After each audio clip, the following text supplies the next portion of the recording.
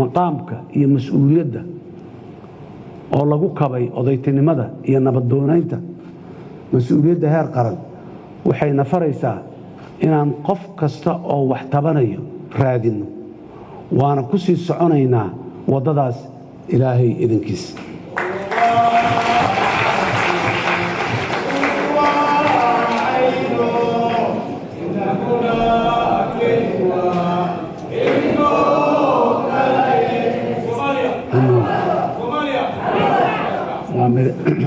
waa mahadsantahay xildhibaan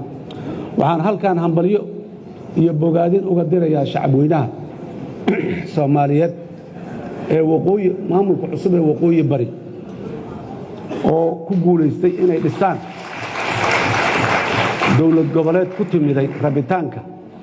shacbiga dib u heshiisiintooda iyo isu tanaasulkooda waxaanan ugu baaqayaa maamulkaasi curdanka ah inuu ahmiyad siiyo sugidda amniga xoojinta dib u heshiisiinta maamulada deriska la'ah iyo fidinta adeegyada bulshada deegaanka baahida weyn ay u qabtay muddada dheer dhismaha maamulka waqooyi bari kama dhigna inay kala maarmeen deegaanada deriska la'ah dowladda federaalk ee Soomaaliya waxay geed dheer iyo geed gaaban u kori doontaa wax kasta oo fududaynaya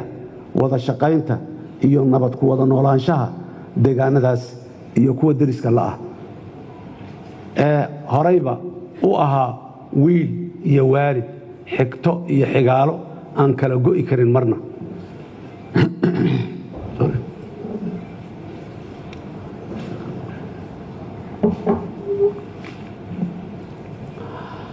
waxaan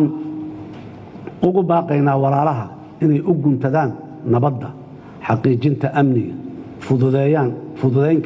xaqiijinta amniga fududayn kara isu socodka dadka iyo ganacsiga si guud ahaan nolosha dadka wax looga bedelo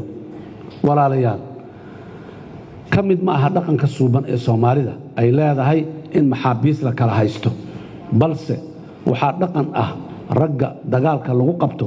in la marasheeyo oo qaarkood loo guuriyo oo iyagoo dareemaya in la karaameeyey ay dib ugu noqdaan reerahoodii iyo deegaanadoodii taas oo keeni jirtay raggaasi inay noqdaan danjirayaal nabadeed oo u dhaxeeya deegaanada waxaan leenahay walaalaha inay xusuustaan aan rabnaa mahmaadii ahayd xasuustaa ma xiriirsho ee aan diiradda saarno berri oo yaynaan ku habsaamin shalay iyo wixii dhacay oo aanan soo celi karin qodobka shanaad khilaafkeenna annaga ayaa xallisanayna walaalayaal khilaafku wuxuu ka mid yahay nolosha aadanaha wada nool oo wada macaamilaya ha ugu sokeeyaano oori iyo saygeeda khilaafku ma xuma mana fiicna waa ra'yi kala duwanaansho khilaaf kelmadda haddii la macneeyo ma xuma mana fiicna laakiin waxaa xumeeya ama fiicneeya sida loo xalliyo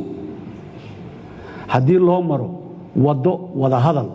lagu gaaro heshiis iyo haddii loo maro waddo lagu gaaro cunfi iyo colaad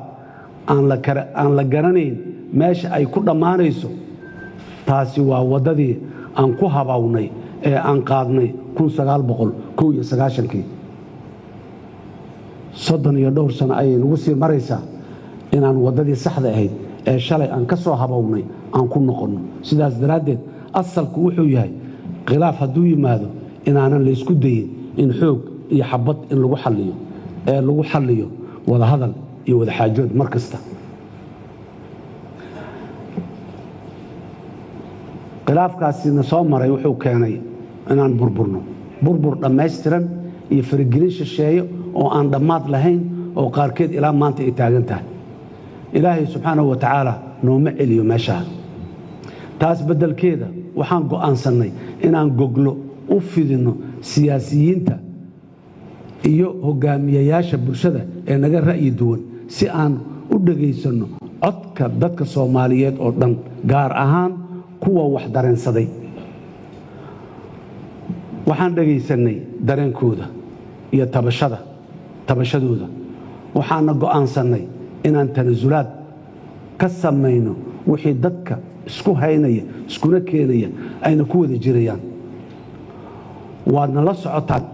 shirarkii aan la yeelannay siyaasiyiinta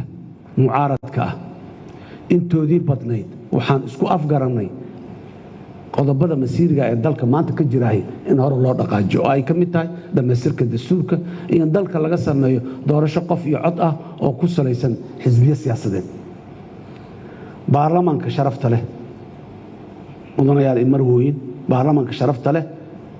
waxaa in badan ka soo wada shaqaynay oo aad ansixiseen in madaxweynaha jamhuuriyadda federaalk soomaaliya ay toos u soo doortaan shacabka soomaaliyeed hase yeeshee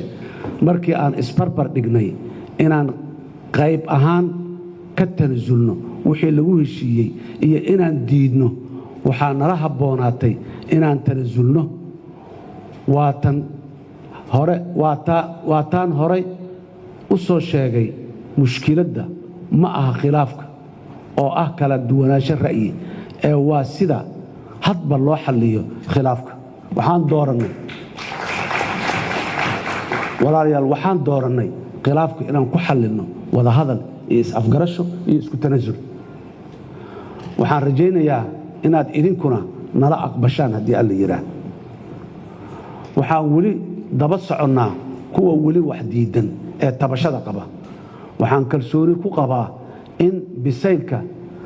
dadkeennu uu soo gaaray meel aan laga celin karin doorasho qof iyo cod ah haddii ay weli jiraan kuwo qaba ama ku riyoonaya doorashadii dadbanayd waxaan filayaa inay jawaabta ka helayaan malyanka codbixiyayaasha ah ee iska diiwaan geliyey gobolka banaadir iyo kuwa iska diiwaan gelinaya degmooyinka dalka oo haatan si habsami leh uga socota diiwaangelinta oo qaarkood habeen madow qoraxdu gabalku u dhaco habeenku u madoobaada ayagoo weli safafka ku jiro oo diiday inay safka ka baxaan ay beri soo noqdaan xataa rabitaanka doorashada qofkii cod ah ayay tilmaamo cadcad u yihiin inahaas aan soo sheegoo dhan dalkeenna soomaaliya waa qayb ka mid ah xiriirka caalamiga haddii aan isagana wax ka sheego dalkeenna soomaaliya waa qayb ka mid ah caalamka waan ka soo gudubnay heerkii annaga nalaga tashan jiray ama naloo tashan jiray maanta talada adduunka ayaan qayb ka nahay waxaan xubin ka nahay golaha ammaanka ee qaramada midoobay waxaan leenahay mowqifyo cadcad oo ku salaysan danaheenna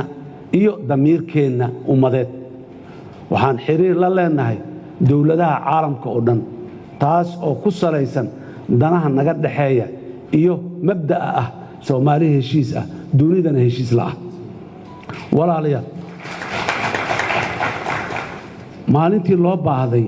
inaan si adag wax u diidno markhaati ayaad ka tihiin oo markhaati cad ayay ummadda soomaaliyeed ka tahay mowqifkii aan gabbashada lahayn ee aan ka qaadannay marka ay nabad timaadane geesi ayaan ku nahay inaan nabadda taabo gelinno oo aan qaadanno mudanayaal imarwooyin walaalayaal gabagabadii waxaa dalkeenna isgarab socda laba dhawaaq mid waa kan sheegaya wanaagga dadka soomaaliyeed horumarka ay gaareen caqabadaha ay ka gudbeen iyo meesha ay hiigsanayaan kuwaas waa kuwa u dhimanaya xorriyaddeenna kuwa qorraxda u taagan ammaankeenna kuwa qarankeenna u huraya wax kasta oo ay ugu horrayso naftooda dhanka kale waxaa taagan kuwo ku hadaaqaya ama abuura xumaha ee aan ka shakiyin hoogga iyo halaagga iyagoo aaminsan in weliba haybad lagu gaaray karo sidaas allah subxaanahu wa tacaala uma rumeeyo riyadooda aamiin ayaan leenahay shacabka soomaaliyeed oo walaalayaal waa inaan labadaas dhawaaq kala dooranno oo shacabkeena nabadda u doorno weliba dhammaanteen aan ku naaloonayno muxaafad iyo mucaaradba midkaan nahayba meeshaas waa dawga nagu habboon inaan marno waa dhawaaqa horumarka nabadda dimuqraadiyadda iyo dowladnimada suuban walaalayaal kalfadhigeenna toddobaad ee baarlamaanka jamhuuriyadda federaalk soomaaliya waa noo furan yahay